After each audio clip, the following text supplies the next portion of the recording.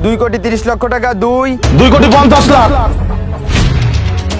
আরে কি ব্যাপার, আপনাদের এই অনুষ্ঠানে এ ধরনের লোক কিভাবে আসে? নিলামে এই সকল গাড়ি তুই কিনে নিবি? এই সকল গাড়ির দাম প্রায় 3 কোটি টাকা। আর তুই এত টাকা কখনো স্বপ্নেও দেখেছিস? তোমাকে একটা কথা বলতে ভুলে গেছি, একটা কথা মনে রেখো।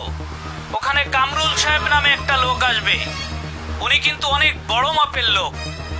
ওনার সাথে খুব সংযমী হয়ে কথা বলবে, কোনো রকম বেয়াদবি যেন না হয়। আসসালামু আলাইকুম। আপনাদের অবগতির জন্য জানানো যাচ্ছে যে জনাব আলিমুল্লার এই ইয়ার্ডে 10টা পুরাতন গাড়ি আছে, যেটা এখন নিলামে ওঠানো হচ্ছে। বর্তমান বাজার মূল্য হিসাবে এর ভিত্তিমূল্য নির্ধারণ করা হয়েছে 2 কোটি টাকা। আপনারা এখান থেকে বিট শুরু করুন। 2,10,00,000। 2,10,00,000 টাকা। 2,10,00,000 টাকা। 2,10,00,000 টাকা 1। 2,10,00,000 টাকা 2। 2,20,00,000। 2,20,00,000 টাকা। 2,20,00,000 টাকা। 2,20,00,000 টাকা 1। 2,20,00,000 টাকা 2। 2,30,00,000। 2,30,00,000 টাকা 1। 2,30,00,000 টাকা 2। 2,50,00,000। আরে কি ব্যাপার, আপনাদের এই অনুষ্ঠানে এ ধরনের লোক কিভাবে আসে? এটা একটা ভদ্র পরিবেশ, তার মতো লুঙ্গি গামছা পরা লোক তো এখানে আমরা আশা করিনি। এই তুই কে? তুই এখানে কিভাবে আসলি? যা, বের হয় এখান থেকে। আরে আপনারা এভাবে কেন কথা বলছেন? আপনারা একটা নিলামের কার্যক্রম শুরু করেছেন আর আমি সেখানে অংশগ্রহণ করার জন্য এসেছি। এত কথা না বলে আপনারা ডাক উঠান। এই ফকির, কি বললি তুই? নিলামে এই সকল গাড়ি তুই কিনে নিবি? এই সকল গাড়ির দাম প্রায় 3 কোটি টাকা। আর তুই এত টাকা কখনো স্বপ্নেও দেখেছিস? আরে ম্যাডাম, 3 কোটি টাকা হোক আর 5 কোটি টাকা হোক, টাকা তো কোনো বিষয় না। দাম দরে হলে আমি গাড়িগুলো নিয়ে নিব। তাছাড়া আপনি শুনলেন না যে আমি এখানে এসে 2,50,00,000 টাকা বিট দিয়েছি? এই পাগল, ফাজলামির একটা লিমিট থাকা দরকার। তোকে বাড়ি থেকে কে বেরোতে দিয়েছে? শোন, এমনি কিন্তু মন মানসিকতা ভালো না। আমাদের কাজ আমাদের করতে দে, তুই এখান থেকে যা। আমি একটা জিনিস বুঝতে পারছি না, আপনারা এমন কেন করছেন? আর আমি তো বারবারই বলছি যে এখানে একটা নিলামের কার্যক্রম হচ্ছে, আমি এখানে অংশগ্রহণ করেছি গাড়িগুলো কেনার জন্য। আমার যদি দাম দরে পছন্দ হয় তাহলে আমি সেখানে সবগুলো গাড়ি নিয়ে নিব। এই ফকির কামলা, তুই যে বললি এইসব পুরাতন গাড়ি কিনবি, আবার তুই 2,50,00,000 টাকা বিটও করলি। তোর কাছে তো মনে হয় না খুঁজলে 250 টাকাও পাওয়া যাবে। দেখুন ভাই, কার ভেতরে কি আছে এটা কিন্তু উপর থেকে দেখে বোঝা যায় না। ঝিনুক দেখতে কিন্তু কালো, কিন্তু ভেতরে কিন্তু ঠিকই উজ্জ্বল মুক্তা থাকে। এই তুই এখানে এসে কিন্তু আমাদের অনেক সময় নষ্ট করে ফেলেছিস। তোর এই পাগলামি মোটেও ভালো লাগছে না। এখনো সময় আছে, তুই এখান থেকে চলে যা। আপনি বললেই তো আমি এখান থেকে চলে যেতে বাধ্য না। আমি এখানে আমার ইচ্ছায় এসেছি, আমার ইচ্ছায় আমি এখান থেকে যাব, তাও এই নিলামের কার্যক্রম শেষ করে। আপনারা আপনাদের কাজ করুন। ভাই, আপনারা আমাদেরকে এখানে সকলকে ডেকেছেন, আপনাদের কথা মতো আমরা এখানে এসেছি, কিন্তু এসে আমরা এসব কি দেখছি? আপনি আগে এই লোকটাকে এখান থেকে বের করুন, তারপরে নিলামের কার্যক্রম শুরু করুন। আরে হ্যাঁ, এই ম্যাডাম তো একদম ঠিক কথা বলেছে। এই রাস্তার পাগল সেই তখন থেকে এসে আমাদেরকে ডিস্টার্ব করছে। আমরা নিহাত ভদ্রলোক এবং শিক্ষিত, তাই এতক্ষণ পর্যন্ত এই পাগলের অগোছলতা আমরা সহ্য করেছি। আমরা কিন্তু আর সহ্য করব না। হয় তাকে এই নিলাম থেকে বের করে দিন, না হলে কিন্তু আমরা কেউ নিলামে থাকবো না। এই আপনারা কি বলেন? রাকিব সাহেব, ব্যাপারটা কিন্তু অন্যদিকে চলে যাচ্ছে। শোনেন, এই পাগলকে এখান থেকে বিদায় করতে হবে। হ্যাঁ, আপনি ঠিক কথা বলেছেন, আমি দেখছি। এই ফকির, এতক্ষণ তোর অনেক কথা সহ্য করেছি, এখান থেকে বের হ।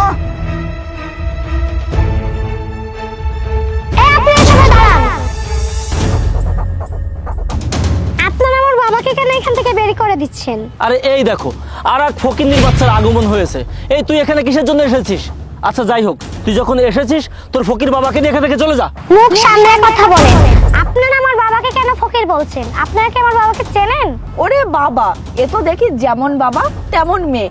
এই তোর বাবা যে ফকির পাগল, এটার প্রমাণ আমরা অনেক আগে পেয়েছি। তোকে ভালোই ভালোই বলছি, তোর এই ফকির বাবাকে এখান থেকে নিয়ে যা, না হলে কিন্তু ভালো হবে না। ভালো হবে না মানে? আপনারা কি করবেন? হ্যাঁ, গায়ের জোর আমাদের এখান থেকে বের করে দিবেন নাকি? ওরে ফকিরের বাচ্চা, ফকিরনি, যত বড় মুখ নয় তত বড় কথা। তোকে তো স্টপ! এত সময় আপনারা আমাকে অনেক কথা বলেছেন, আমি কিচ্ছু বলিনি। এখন কিন্তু আপনারা লিমিট ক্রস করে ফেলছেন। এই একে তো তুই এখানে এসে আমাদের মূল্যবান সময় নষ্ট করেছিস, আবার লিমিট ক্রসের কথা বলছিস। এই কে তুই? হ্যাঁ, আপনারা এখন আমার বাবাকে চিনতে পারেন নাই? আমার বাবা এই শহরের একজন বিজনেসম্যান। বিজনেসম্যান? এই লুঙ্গি গামছাওয়ালা বিজনেসম্যান? এত সময় ভেবেছিলাম বাবা পাগল, এখন তো দেখছি মেয়েও পাগল, পুরো পরিবারটাই পাগল। Miss Shruti, Sarkar group of ইন্ডাস্ট্রিজের ম্যানেজার। চাকরির বয়স 4 বছর, স্যালারি 70,000 টাকা। আপনার কোম্পানির মালিকের নাম পুলক সরকার। কি ঠিক বললাম তো? আরে তুই আমার এত কিছু কিভাবে জানিস? শুধু আপনার সম্পর্কে না, এখানে যারা যারা উপস্থিত আছে সবার সম্পর্কে আমি জানি। এই যে আপনার পাশে বসে আছে আলামিন সাহেব, আরকেসি গ্রুপ অফ ইন্ডাস্ট্রিজের এজিএম। চাকরির বয়স 8 বছর, স্যালারি 1 লক্ষ টাকা। আপনার কোম্পানির মালিকের নাম রাজু খন্দকার। আর এই যে রাকিব সাহেব, একে বিল্ডার্সের একজন সিনিয়র কর্মকর্তা। আপনার কাজ হচ্ছে বিভিন্ন প্রপার্টিসগুলো নিলাম করা। কি ঠিক বললাম তো? কিন্তু এটা কিভাবে সম্ভব? সবই সম্ভব। আমি জানি আপনাদের আমার কোনো কথা বিশ্বাস হচ্ছে না, জাস্ট ওয়েট, এক্ষুনি আপনারা সবকিছু বুঝতে পারবেন।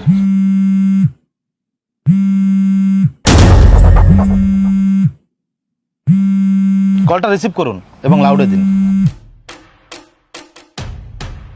আসসালামু আলাইকুম স্যার। ওয়ালাইকুম আসসালাম। শুনুন, আপনাকে একটা কথা বলতে ভুলে গেছি। আজ ওখানে নিলামে কামরুল সাহেব আসবেন। উনি কিন্তু অনেক বড় একজন বিজনেসম্যান। ওনার সাথে কোঅপারেট করে কাজ করবেন। মনে রাখবেন, আমাদের বেশিরভাগ ডিল ওনার কোম্পানির সাথে হয়, সেইভাবে ওনার সাথে ব্যবহার করবেন। রাখছি। জি স্যার, আসসালামু আলাইকুম।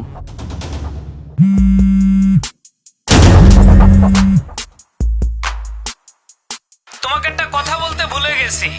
তুমি তো নিলামে গেছো, একটা কথা মনে রেখো, ওখানে কামরুল সাহেব নামে একটা লোক আসবে। উনি কিন্তু অনেক বড় মাপের লোক। ওনার সাথে খুব সংযমী হয়ে কথা বলবে, কোনো রকম বেয়াদবি যেন না হয়। কথাটা মাথায় রেখো। সরি স্যার, আপনাকে চিনতে না পেরে আপনার সঙ্গে অনেক খারাপ ব্যবহার করে ফেলেছি, আপনি আমাকে ক্ষমা করে দিন। হ্যাঁ স্যার, আমি আসলে আপনার সাথে দুর্ব্যবহার করে ফেলেছি, আপনি আমাকে ক্ষমা করে দিন। কিন্তু স্যার, আপনি এত বড় একজন বিজনেসম্যান হয়েও এখানে এই পোশাকে কেন আসলেন? তাছাড়া মামুনি এখানে হাতে ব্যাগ নিয়ে এভাবে কেন এসেছে? আসলে আমি একটু দেখতে চাচ্ছিলাম যে একজন মানুষ মানুষকে সম্মান করে নাকি মানুষের পোশাককে সম্মান করে। আমি এখানে না আসলে তো বুঝতেই পারতাম না যে আপনারা মানুষের পোশাক দেখে বিচার করেন। যাই হোক, আর আপনার জন্য কি বললেন? আমার মেয়েকে আমি কেন এখানে আসতে বলেছি? আর এই ব্যাগে কি আছে? আমি আমার মেয়েকে এখানে আসতে বলেছি, আর এই ব্যাগে 3 কোটি টাকা আছে। আমি আপনাদের সকল গাড়ি বিনা নিলামে 3 কোটি টাকা কিনে নিলাম। স্যার, আপনি কি বলছেন স্যার? স্যার, আপনি আসুন, বসুন। কে কোথায় আছিস? স্যারের জন্য নাস্তা কফির ব্যবস্থা কর। থাক আলী সাহেব, আমি এখানে কফি বা নাস্তা করার জন্য আসিনি। আচ্ছা, আপনারা এমন কেন বলুন তো? মানুষকে আপনারা কেন পোশাক দেখে বিচার করেন? একটা মানুষের টাকা পয়সা অর্থ সম্পদ থাকতেই পারে, তার জন্য কি তাকে সবসময় দামি পোশাক পরে থাকতে হবে না? আগে পোশাককে সম্মান নয়, আগে মানুষ হয়ে মানুষকে সম্মান করতে শিখুন, তাহলে দেখবেন সমাজটা কতটা সুন্দর হয়ে গেছে। যাই হোক, আজকে আপনারা প্রত্যেকটা মানুষ এখানে আমার সাথে যে ব্যবহারটা করেছেন, আমি যদি আপনাদের মালিককে এই কথাগুলো জানাই তাহলে কি হবে বুঝতে পারছেন? স্যার, দয়া করে এমনটা করবেন না, তাহলে আমার অনেক বড় ক্ষতি হয়ে যাবে। হ্যাঁ স্যার, আসলে আমরা তো না বুঝে করে ফেলেছি, দয়া করে আপনি আমাদেরকে আরেকটা সুযোগ দিন। থাক, আমার কাছে ক্ষমা চাইতে হবে না।